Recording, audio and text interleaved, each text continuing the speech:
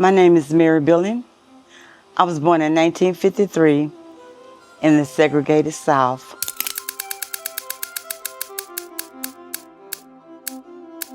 I was born in El Dorado, Arkansas.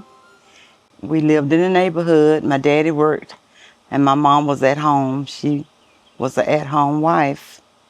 And it's just ordinary life. We were around the neighborhood, played with everybody that we knew, and we didn't have any idea of how life was because everything was just done for us, and we were just happy little kids in the neighborhood. It was just an all-black neighborhood. Everybody you knew on the street were your neighbors.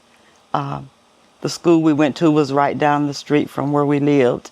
It was an all-black school, and all the kids in that particular part of town went to that school.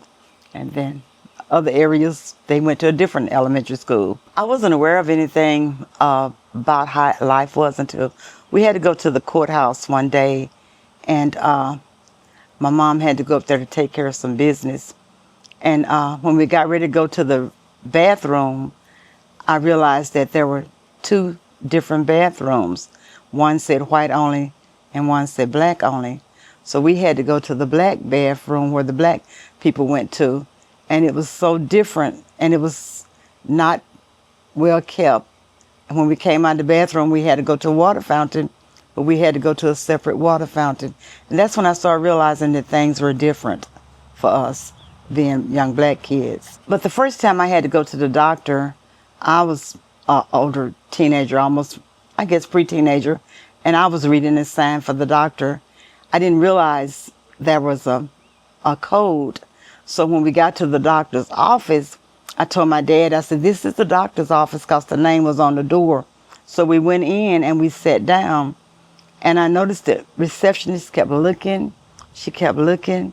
And then I noticed some black people came in, but they went through the first door that did not have a name on it, and they were sitting in a different area. But we weren't aware that there was a difference. So when the doctor came in and the lady made him aware that we were sitting in the wrong area, he was very upset, and he came and said, you people come and go back over here. And I didn't know what was going on. My parents had never carried me to the doctor. That was my first experience of separation and knowing that we were in the wrong place. We moved out of the city when I was first grade into the area, into the rural area. So I had to go to a different school. And but it was good. We had a great time, great school, great teachers. Had a lot of fun. We joined the church that was in our community. We had a great church, and we had what you call a circuit. Everybody in different areas, churches were like connected. You would go to your church and you would go to the next church, and you know everybody had their own revival. You all supported each other.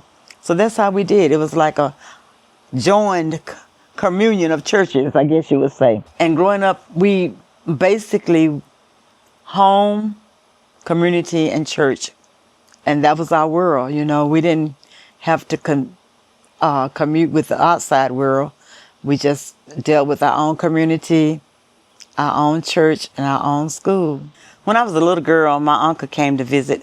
He had moved to Tucson, Arizona, and he came back home, and he had a brand new car.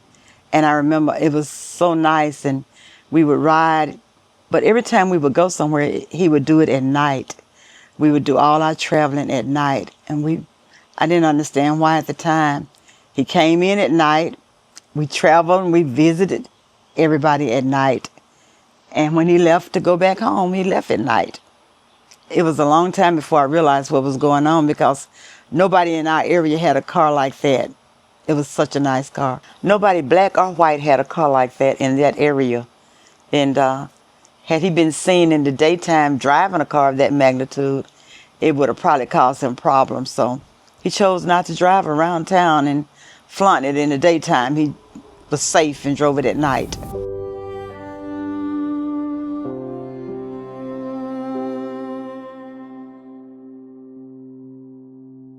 Our black school was compiled with all black teachers, black principal, and we had a wonderful school, and we had a great time. We had all kind of things. We had basketball team. We did not have a football team, but we had basketball. We had Queen Drives and all different type of programs that the school had provided for us. And we didn't know anything but all the fun that we had at our school. And it was just a great time for us in school. The books we got sometime were the books that were passed to us from the other school. The names already had names in them, so we knew they had been used. But that didn't stop us from learning. We had great teachers. They taught us well, and we learned really good. We excelled with what we had.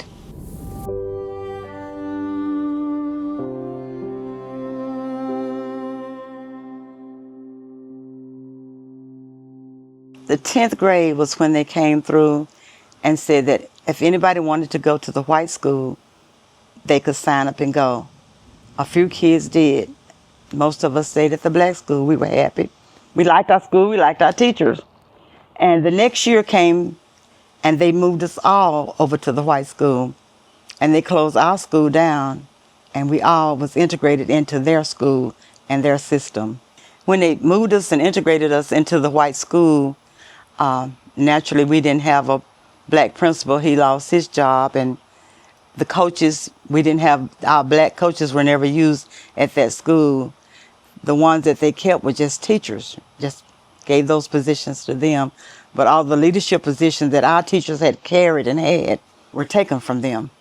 Yeah, when we first was brought over to the school, we were carried to the auditorium, and we all were together, and they told us how things were at the school, and they had class elections and all of that. But naturally, we didn't get into the positions of president of the class, secretary of the class. We were just there.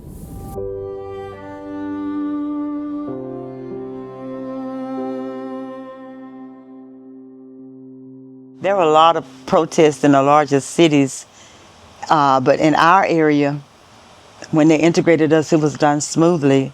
We were put into the schools and everything went smoothly for us. And in the classroom, we could sit anywhere we wanted to. We didn't have to sit in the back of the class. It was open to sit where you wanted to. And one thing that I liked about it, one thing that I can say for me, I made straight A's at the black school. I made straight A's at the white school.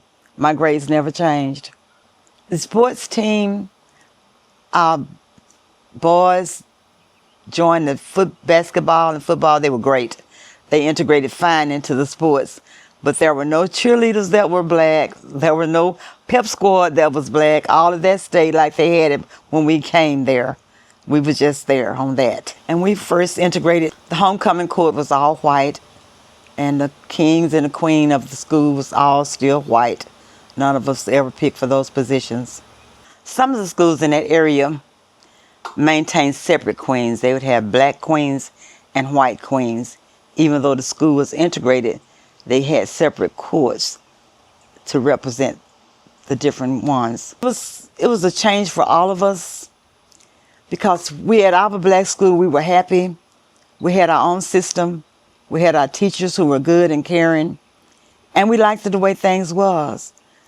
And I'm sure that they liked the way things was at their school. But when they put us together, we had to accept what they wanted us to do. So we had to accept being put into a situation that some of us just naturally didn't like on both sides.